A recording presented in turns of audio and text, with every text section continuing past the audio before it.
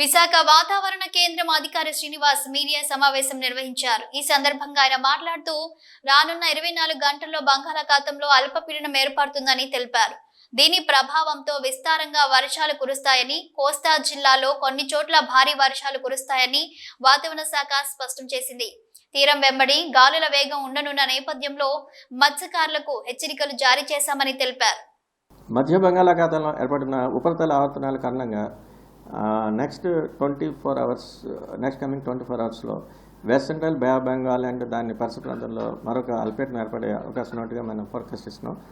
దీని ప్రభావం దృష్ట్యా నెక్స్ట్ కమింగ్ 3 days కూడా ఉత్తరాంధ్ర, దక్షిణ కోస్తా జిల్లాల్లో ఒక మాసం నుంచి భారీ వర్షాలు నమోదయ్యే అవకాశం ఉన్నట్టుగా మనం ఫోర్కాస్ట్ ఇస్తున్నాం.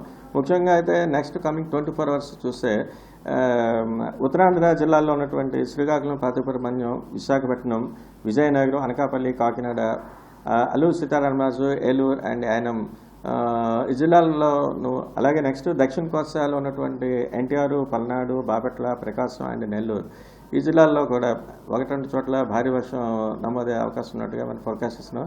అలాగే కొన్ని జిల్లాల్లో సెకండ్ డే కూడా భారీ వర్షం నమోదయ్యేటట్టు, ముఖ్యంగా చూస్తే ఏలూరు, అల్లూరు సీతారామరాజు, ఎన్టీఆర్, పల్నాడు అండ్ కృష్ణ ఈ జిల్లాలకైతే సెకండ్ డే కూడా భారీ వర్షం నమోదయ్యే అవకాశం ఉన్నట్టుగా మనం ఫోర్కాస్ట్ ఇస్తున్నాం.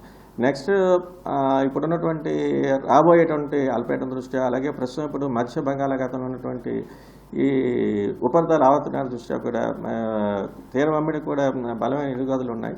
ముఖ్యంగా అయితే ఉత్తరాంధ్ర తీరం వెంబడి కూడా గంటకి 35 నుంచి 45 కిలోమీటర్ల వేగంతో వీస్తున్న చేత ఉత్తరాంధ్రలో ఉన్నటువంటి మత్స్యకారులందరూ కూడా ప్రస్తుతానికి అయితే వేటకి వెళ్ళొద్దని అయితే మనం చెప్తున్నాం.